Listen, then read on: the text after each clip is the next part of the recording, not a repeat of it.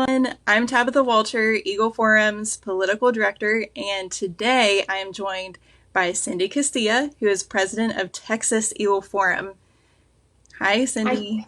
hi, Tabitha. It's good to be with you. Yeah, it's good to be with you. We wanted to bring Cindy on today because she has some inside knowledge of a huge story right now involving a hair salon owner who was jailed for cutting hair. We have been through months of quarantine now, followed by a huge economic downturn because state and local governments have deemed certain businesses essential and others non-essential.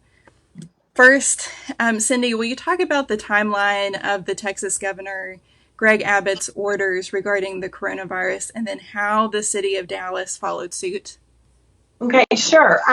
Our governor started on March 13th. He declared his declaration of disaster for all of our state. And then on March 19th, he started doing distancing orders. So he did an order that said only 10 people could gather at a time.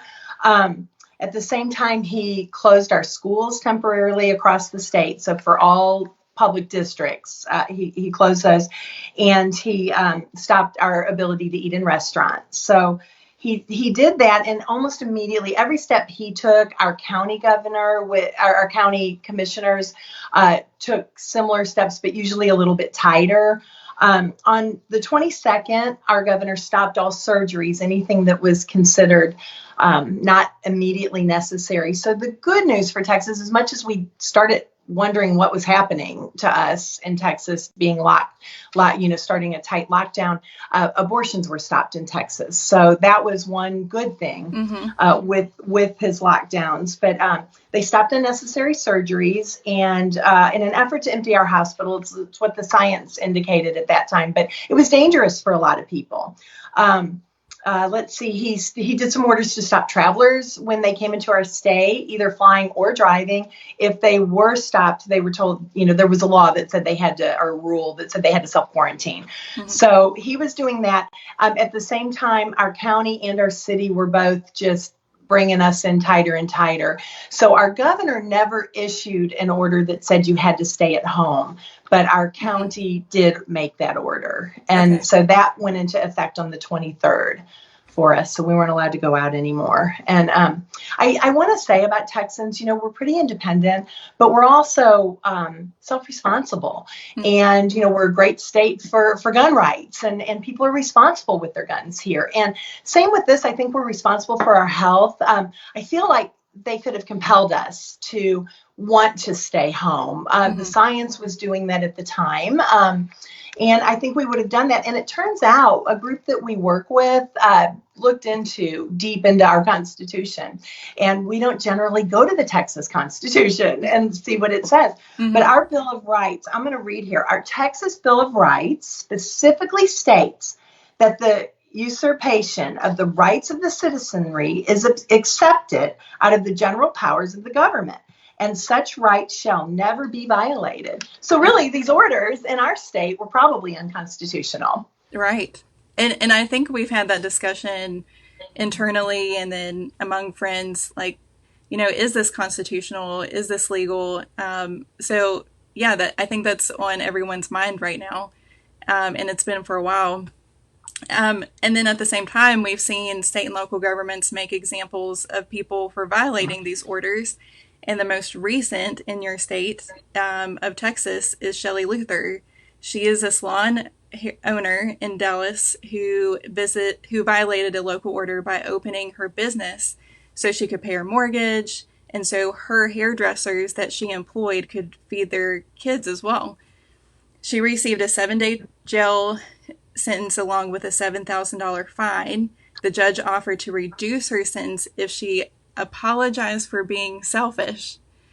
She refused, of course, so they threw her in jail. We are usually people who advocate for the rule of law. Why is this different than any other time? Tabitha, I would say that supporting the rule of law really isn't the same thing as having to agree that all rules are inherently just or constitutional.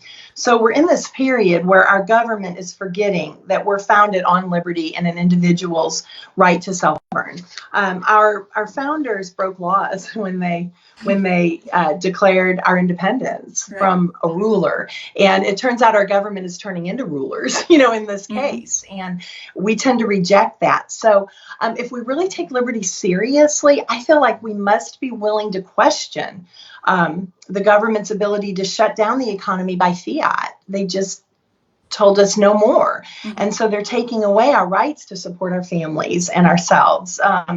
We've done this questioning when other things have come up in our country. Throughout our history, we've looked and questioned a government's move. And most of the time the people can get that taken care of. But so I feel like that's what Shelley was doing. I think her breaking the law was a questioning, really this is just a rule. It's not a law. Our legislatures are supposed to make the laws, and we've got one governing person leading areas making rules that we have to follow. Is that even constitutional? So, Mm-hmm. she's questioning it. And Mm-hmm. I don't see that the same as being concerned about rule of law in this case. Yeah, that totally makes sense. So now she's out of jail, not because she served her term, but because the Texas Supreme Court stepped in very quickly. Why is their ruling so significant in this case? Well, it's an interesting ruling. They did the right thing for sure. Our governor changed a few of his orders to act like he was letting her out, but this is really what let her out of jail. So her attorneys filed a writ of habeas corpus, which is a challenge to an alleged wrongful jailing or imprisonment. The court granted that writ, but then they also forced the judge to do what he should have done from the very beginning.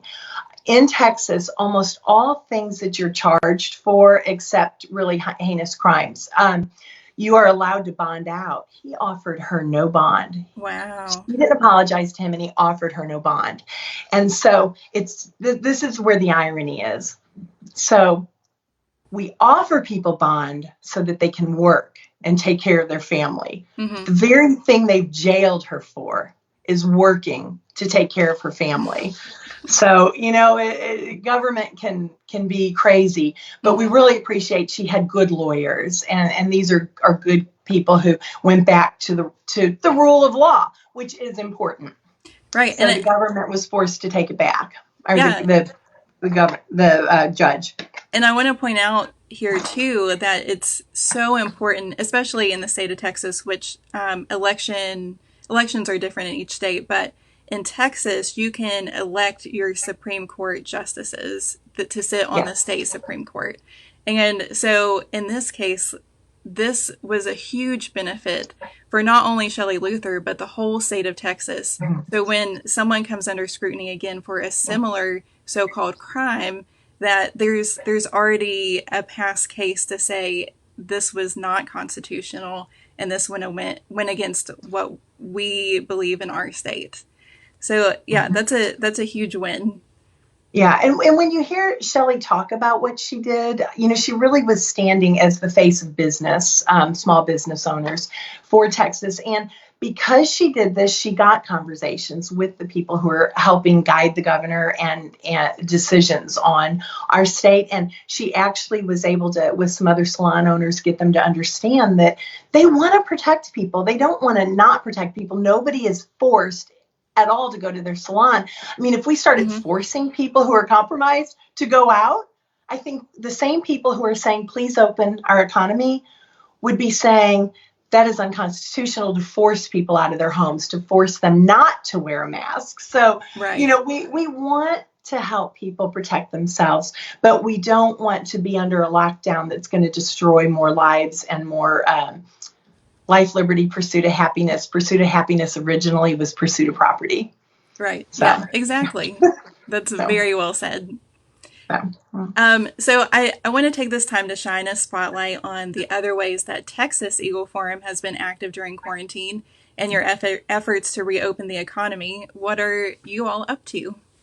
Well, we've done a lot of rallies. We have a lot of people that are connected with us, Eagles in Texas, who have worked to put on these rallies. We were really the first group that put one on and got as many people as we could to meet and start this process. So some other groups have joined us and are really kind of leading it now, which is what we want. You know, it needed to happen. We've got people right now down in Dealey Plaza, and they are rallying to open our economy. So we do that. We've got people who are prayer warriors. They've been on prayer calls for our governor, for our president, for the people who are hurting during this. So we have a lot of active members in that. We also have been really active with our county government. They are not acting in good faith.